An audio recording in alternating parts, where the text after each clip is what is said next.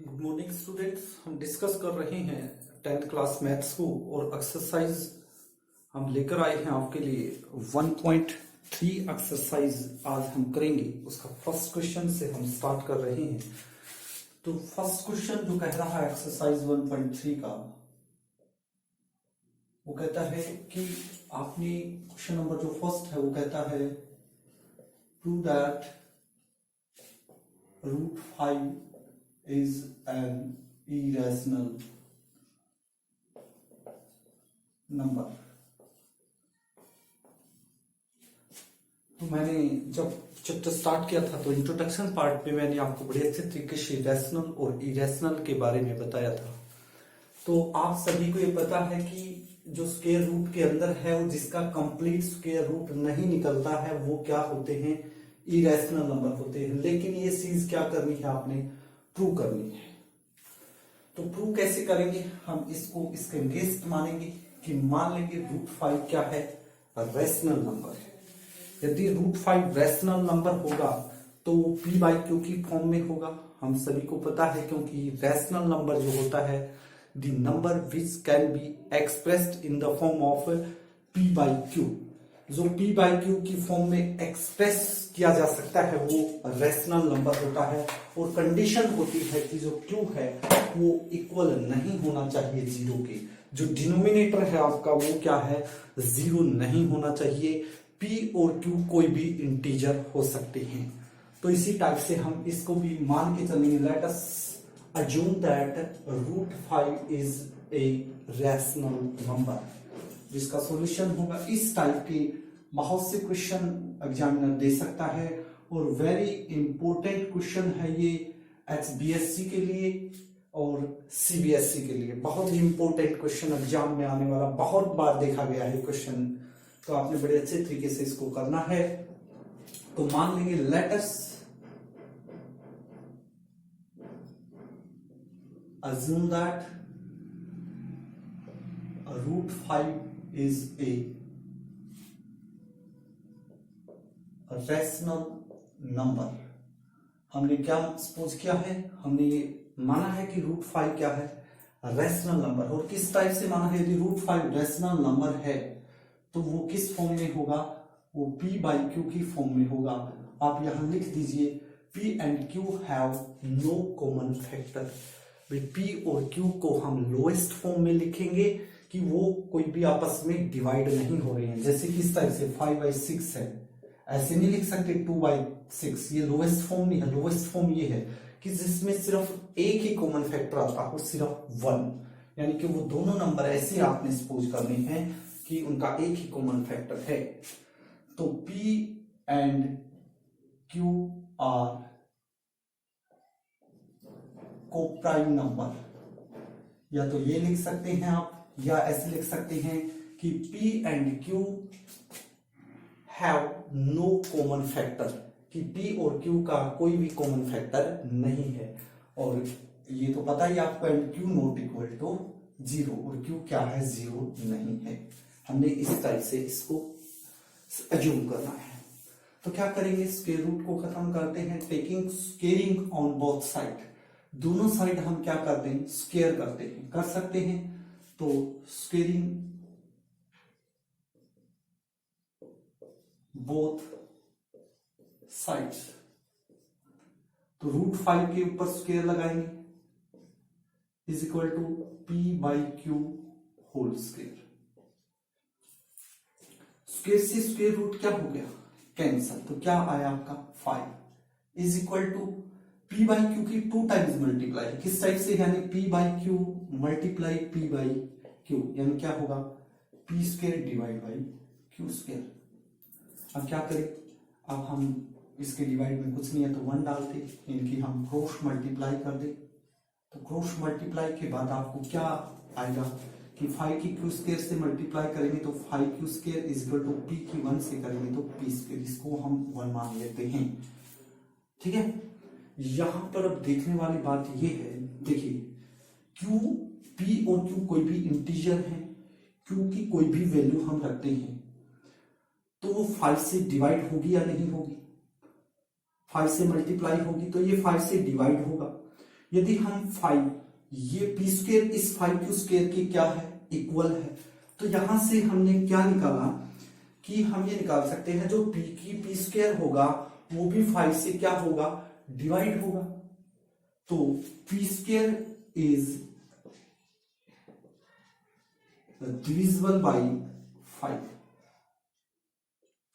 क्योंकि 5q² P square के equal है, तो इक्वल है तो इसका मतलब ये है यदि ये 5 से डिवाइड हो सकता है तो ये भी होगा, तो पी स्क्वेयर डिविजिबल होगा 5 से। और थ्योरम है 1.3, यदि कोई प्राइम नंबर है उसका स्क्वायर डिविजिबल है तो वो नंबर भी क्या होगा, यदि उसका स्क्वायर हम खत्म करेंगे तो वो भी क्या होगा उससे डिविजिबल होगा। तो p is also divisible by 5, p भी क्या होगा 5 से डिविजिबल होगा। यदि p 5 से डिविजिबल होगा तो p कुछ इस टाइप का बोल सकते हैं, देयरफॉर हम बोल सकते हैं कि यदि p भी डिविजिबल हो रहा है 5 से तो p को हम इस टाइप से मान सकते हैं, क्योंकि 5 की टेबल में आएगा और कोई भी अलग मान लीजिए जैसे 5m हम मान लेते हैं, p इस टाइप का होगा या नहीं होगा, तो p is equal to 5m, यानी कि p की वैल्यू आ चुकी है 5m। अब ये वैल्यू जो है हम कहां पुट कर देंगे, फर्स्ट में पुट कर देंगे, putting the value of p, putting the value of p in first, इस फर्स्ट में हम p की वैल्यू रख देते हैं, तो रखिए क्या होगा आपका, देखिए फर्स्ट क्या है आपका 5q² है इज इक्वल टू p की जगह पे हम क्या रख सकते हैं, p 5m के रूप का हो सकता है तो 5m, और ये क्या है स्क्वायर है तो इसका भी क्या हो जाएगा स्क्वायर हो जाएगा, तो 5q² इज इक्वल टू क्या आया 25m², तो 5 से कैंसिल हो रहा है तो आपका क्या टाइप आई q² is equal to 5m²। यहां से क्या हुआ कि जो q² है वो 5m² के इक्वल है, यानी कि m कोई भी इंटीजर है यानी कि वो 5 की टेबल में तो है ही है, तो ये भी जो नंबर होगा क्योंकि ये इसके इक्वल है तो q² भी क्या होगा 5 से डिविजिबल होगा। हमारा मेन मोटो यही है कि हम जो मान के चले थे p और q को प्राइम है, हम उन दोनों में यही चीज निकालने के लिए उनमें एक कॉमन फैक्टर हम फाइंड आउट करेंगे, और जो हमने अज्यूम किया था वो हम गलत मानेंगे अपना। तो q² is equal to 5m, तो q² इज डिविजिबल बाई 5, यदि q² डिविजिबल है तो q is also divisible by 5, यानी q डिवाइड होगा 5 से, इसका मतलब ये है। तो आपने क्या देखा, आपने देखा कि जो p है वो 5 से डिवाइड हो रहा है और यहां पर q भी क्या है 5 से डिवाइड हो रहा है, लेकिन आपने तो क्या बोला कि p और q हमने क्या माने हैं को प्राइम नंबर, यानी कि उनके अंदर कोई भी कॉमन फैक्टर नहीं है। तो क्या हुआ p and q have one common factor, that is 5, but we assume that there is no common factor,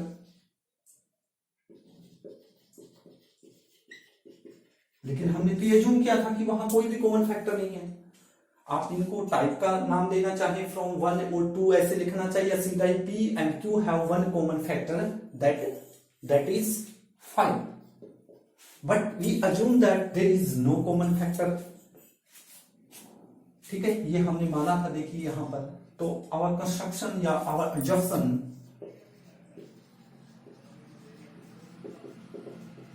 is wrong. यदि हमारी इंजेक्शन ही रॉन्ग हो गई, जो हमने माना था वो ही गलत हो गया, इंजेक्शन ही रॉन्ग होगी, तो जो बोल रहा हो राइट है चीज, तो सो √5 इज एन इरेशनल नंबर।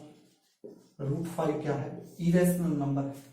तो आप इसका स्क्रीनशॉट ले लीजिए।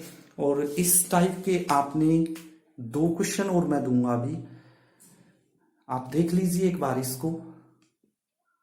इस टाइप के आपने 2 क्वेश्चन और करने हैं कि √2 से आप ट्राई कीजिए, √3 से आप ट्राई कीजिए।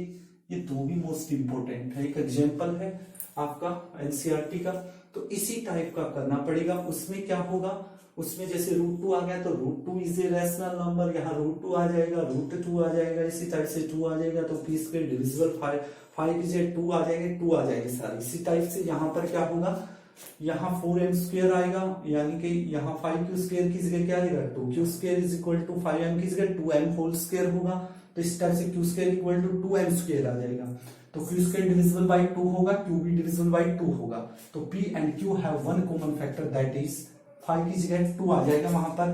तो but we assume that there is no common factor, conjunction is wrong, so √5 is an irrational number. तो बहुत इंपॉर्टेंट क्वेश्चन है। आशा करता हूं कि आपको ये क्वेश्चन समझ में आ गया होगा। यदि आपको क्वेश्चन समझ में नहीं आया तो आप मुझे मैसेज बॉक्स में कमेंट कीजिए, आपको दोबारा ये क्वेश्चन यानी कि इस टाइप के क्वेश्चन 2-3 और मैं करवाऊंगा। जैसे √7 आप बोल सकते हैं, √11 को भी आप प्रूव कर सकते हैं। क्यों है, क्योंकि ये इरेशनल नंबर है और इनको हमने है इरेशनल, तो इनको प्रूव करना है हमने ये इरेशनल क्यों है। अब ये एक छोटी सी लाइन तो ये तो नहीं लिख सकते हैं कि इनका कंप्लीट स्क्वायर नहीं जा रहा इसलिए इरेशनल है, ऐसा तो नहीं है। प्रूव करने की बात है, जब 4 नंबर का क्वेश्चन आएगा तो इस टाइप से आपने करना पड़ेगा। और मेरा जितना एक्सपीरियंस है मैं आपको बता दूं कि ये मोस्ट इंपोर्टेंट क्वेश्चन जाने वाला है सीबीएसई और एचडीएससी के लिए एग्जाम में, आपको पक्का देखने को मिलेगा। तो आशा करता हूं कि आपको ये क्वेश्चन समझ में आ गया होगा। नेक्स्ट जो क्वेश्चन है वो हम नेक्स्ट क्लास में डिस्कस करेंगे। Thank you very much.